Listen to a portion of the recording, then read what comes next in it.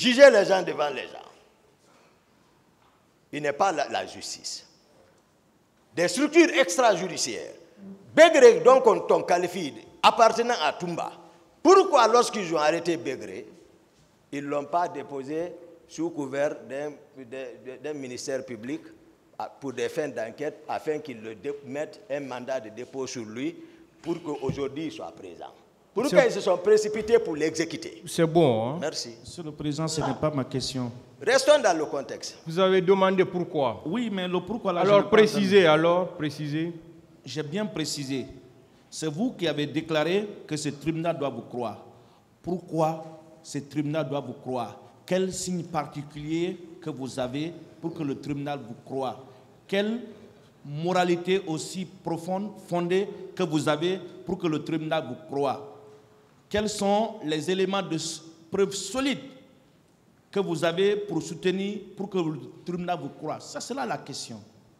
Pourquoi le tribunal doit vous croire? Par rapport aux explications que je donne, par rapport à la véracité, parce qu'ils savent, c'est des personnes, hein, ils connaissent l'être humain, ce n'est pas pour ne rien, ils sont ici, ils ont l'expérience, ils ont vécu beaucoup de choses, ils savent, c'est des psychologues, ils savent qui ment, qui ne ment pas. Moi, je donne ma version des faits. Voilà. Mon confrère Samori vous a rappelé, quand il est passé, que ça sera votre parole contre celle des autres accusés et que votre parole n'est pas une parole d'évangile. Moi, j'ai bien envie que vous aidiez ce public et ce tribunal à vous croire. Pourquoi ce tribunal doit vous croire? Il a répondu à ça, maître. Je vous remercie, Monsieur le Président. Je vous remercie. Vous avez déclaré ici que le président Dadis ne vous faisait plus confiance et vous avez écarté. Mais comment se fait-il qu'avec tout ça, qu'il ait décidé d'envoyer votre maman à la Mecque, qu'il ait décidé de vous demander de l'accompagner chez Gono Sangaré et qu'il ait décidé également que vous l'accompagniez à l'abbé le 25 ou le 26 septembre 2009. Et qui vous a dit c'est lui qui a envoyé ma maman à la Mecque? Ah bon? Donc c'est pas lui qui a envoyé. Ça, c'est espèce propre. Ah, c'est une nouvelle que j'apprends. Non, moi-même j'ai envoyé 2 autres vieilles, espèce propre. C'est très bien. Aucun quota ne m'a été accordé. D'accord. Alors, aucun. D'accord. Moi j'ai payé pour ma mère et pour 2 autres mamans. D'accord. Et ils sont partis à la Mecque. Personne d'autre ne m'a... D'accord. Alors, comment est-ce que vous expliquez, ou quelle explication trouvez-vous à cela? Vous dites que le président ne vous fait pas confiance. Mais curieusement, c'est lui qui vous demande de l'accompagner chez Gono Sangaré. Et c'est vous qui l'accompagnez également à l'abbé. Comment expliquer ça s'il n'y a pas de confiance, s'il n'y a pas d'admiration, et à quelques jours des événements du 28 septembre 2009? Maître, ça c'est à sa discrétion. Moi je vous dis, quand tu veux faire mal souvent à quelqu'un, je vous dis, bon, il faut dire, tu ne vas pas dire chat. Tu dis mouche, mouche, sinon il va fuir. Si tu le nommes, il va fuir.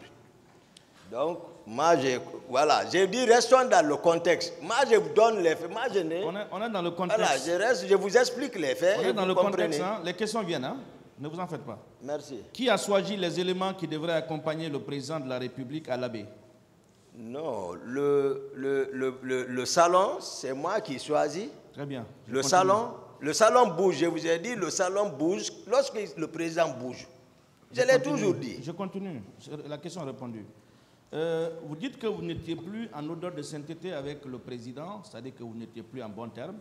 Mais dans la matinée du 28 septembre 2009, vous avez été appelé par le président.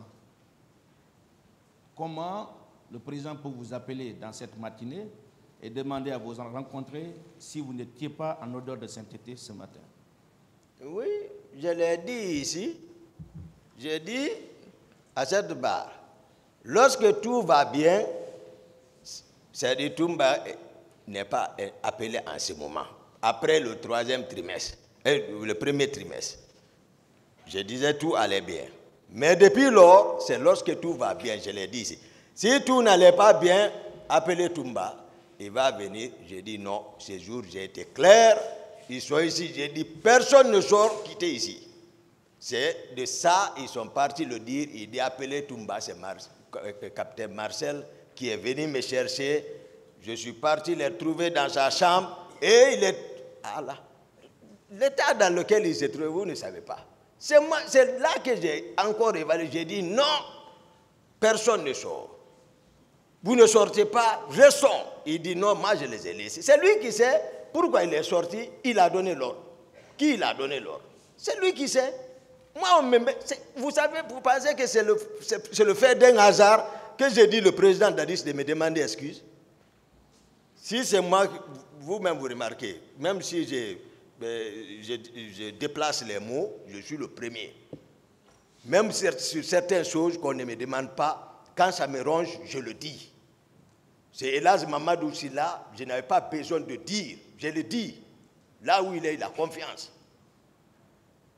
Bien, vous avez aussi déclaré ici qu'après l'arrestation du colonel Aïdor et ses adjoints, le président Moussa Dadis est devenu le commandant du régiment et le général Sekouba Konaté son adjoint. Est-ce qu'il a pris un acte pour entériner cette nomination? S'il n'a pas pris acte, la faute revient à qui? Parce que c'est lui qui est le commandant en chef. Est-ce qu'il a pris un acte? Je ne sais pas. Il a dit, nous étions 3. Dans son bureau. Dans votre procès verbal d'interrogatoire, devant le pouls de l'instruction, vous avez déclaré qu'il a pris un décret pour entériner cette nomination. Oui, ce n'est pas une invention, hein, c'est écrit. Moi j'ai passé le plus souvent, la parole d'un chef d'État vaut un décret. Hein. Voilà. C'est dans notre contexte, dans le contexte de la transition. Donc pour vous, la parole du chef de l'État équivalait à un décret. Ah, mais s'il n'a pas pris, maintenant à qui la faute? Puisque c'est vous qui avez déclaré qu'il a pris un décret. S'il n'a pas pris. Est-ce que vous avez ce décret-là? Parce que c'est vous qui avez parlé de ce décret-là. S'il n'a pas pris, maintenant, si quelque chose advienne, à qui on doit demander, comme le cas aujourd'hui? C'est vous qui avez dit, dans le procès verbal, et je n'ai pas inventé, que le président a pris un décret. Si vous permettez, je peux rechercher et lire. C'est vous qui avez déclaré que le président a pris un décret. Alors, qui était commandant du régiment? Vous ne posez pas de questions. Hein? Est-ce que vous pouvez nous aider à trouver le décret par lequel le président Moussa Dadis... Lui-même, il est décret. Lui-même, il est décret. Décret, c'est le président. Si c'est un arrêté, on va parler de ministère. Donc, mais ici, décret, c'est lui qui est décret. Même ici, dans cette salle, il peut prendre un décret pour vous gracier. Ça, le pouvoir là est tombé. C'est fini. D'accord. D'accord. Voilà.